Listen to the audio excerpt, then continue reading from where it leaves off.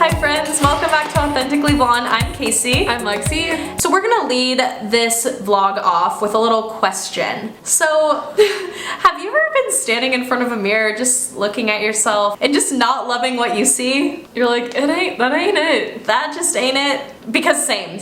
So today we're gonna talk a little bit about body image. Let's just define body image maybe to start off so we have a basis of what we're talking about all on the same page. So, body image is the perception that a person has of their physical self, but more importantly, the thoughts and feelings and perception the person experiences as a result of that perception.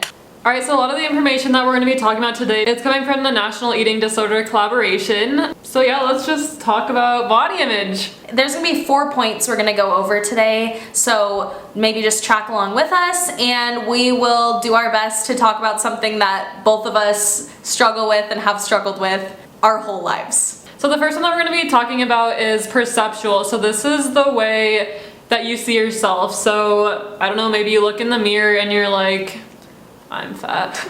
Yeah. In reality, like, you could actually be underweight and struggling, so that comes from body dysmorphia.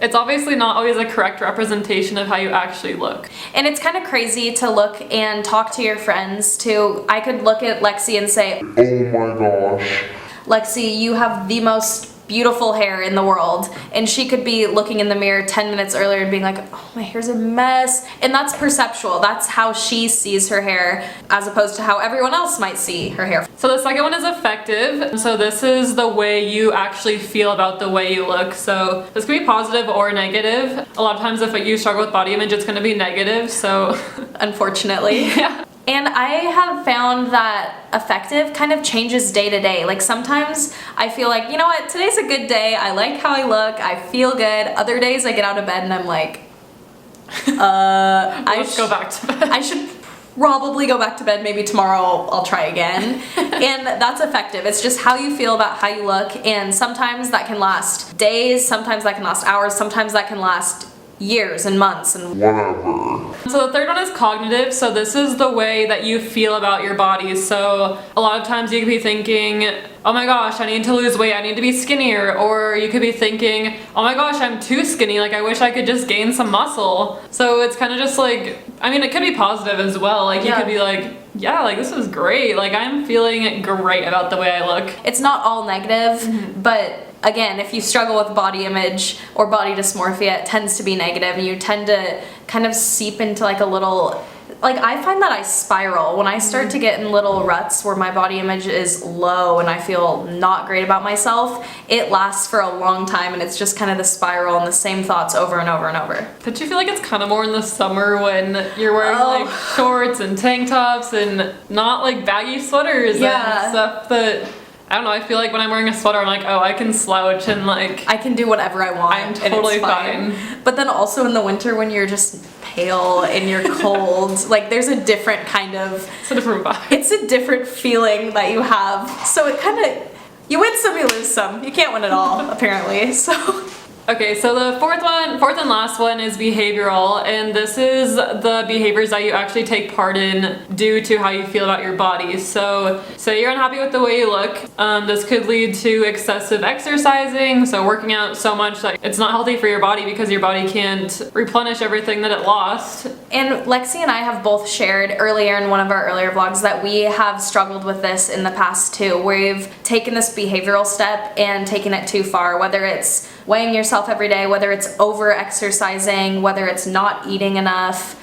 This is something that I think also you don't really realize you're doing until you're already in the rut and in the cycle and you look back and you're like, oh, I probably shouldn't have exercised 5 hours today and eaten 1 granola bar. Except when we have to for volleyball. Except when you have to for volleyball. But then you're eating way so more. It's all about balance. Yes. We love balance. We love balance. So that's kind of the 4 aspects of body image that kind of define all areas of it, but I think it's just super important for us to focus on the fact that there's so much about our appearance that we actually cannot change. Like, no matter how bad we want to change it. Like, you're genetically born with a lot of things that you have No control. over. So, like your height or your muscle composition, your bone structure, like those are all things that you don't really have any control over. So to try to change that is kind of impossible. And also it makes it hard to even compare yourself to someone else, because how could you possibly compare yourself to someone that is a foot taller than you, but you can't be that much taller? You know what I mean? Like, it's almost crazy to think about how we compare ourselves to others when there's a lot of things that we actually can't change. Yeah. I was reading something today that was like, if there were 5 girls and they all ate the exact same thing, the same amount of everything, they exercised the same, literally, like, if they just did everything the exact same, they would still look different because of how their body is structured, and they have no control over that. So I thought that was kind of crazy. So now let's talk about some tips about body image. Again, Lexi and I do not have this mastered by any way, shape, or form. I wish we were experts telling you this is what it's like on the other side, but we're not, so I'm not even gonna pretend. We struggle with body image Every day. So first tip is positive self-talk. I know we've talked about this before, but the way you talk to yourself plays a Huge.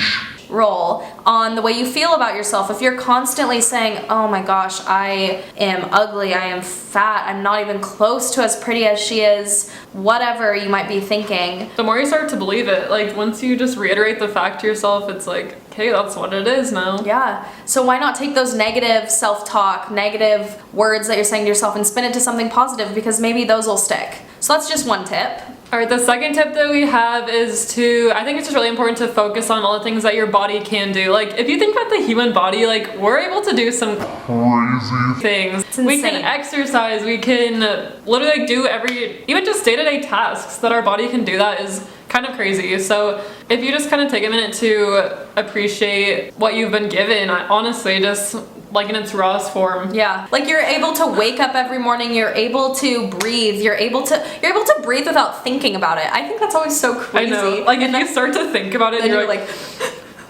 I've definitely done that before. That's so bad. All right, so the third tip and final tip that we're gonna give today is to set good, healthy, positive goals. A lot of the time people are saying, oh, set a weight goal or set like how many days to lose how many pounds, and I'm like, girl, throw away your scale. throw away the scale. That does nothing but discourage you. It is so frustrating. What we're talking about is set goals that are healthy. Like, maybe I'm gonna try to eat more vegetables today than candy. Okay, I need to take this. Maybe I'm gonna drink more water than coffee. I'm like, can we talk about something we can actually do? I'm like, these aren't really attainable I'm like, so as far as I'm concerned.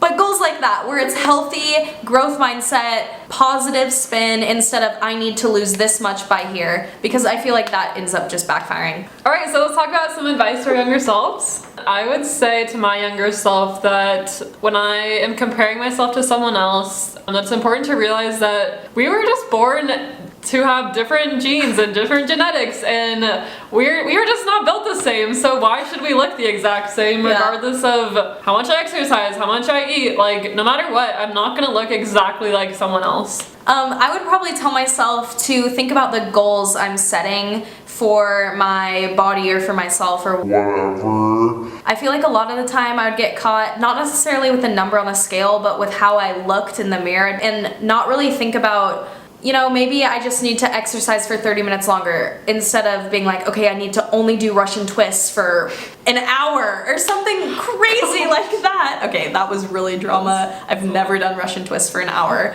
That's impossible. Not attainable. Not attainable. So yeah, I would tell myself to think about the goals I'm setting and to try to find healthier, smarter, well-rounded goals. So if you guys have any other tips you can think of, we would obviously love to hear them, because we're striving to get better every day and talk better to ourselves, talk nicer to ourselves. Yeah, so if you like this video, please be sure to like, comment, and make sure to subscribe. Bye! Thanks, guys.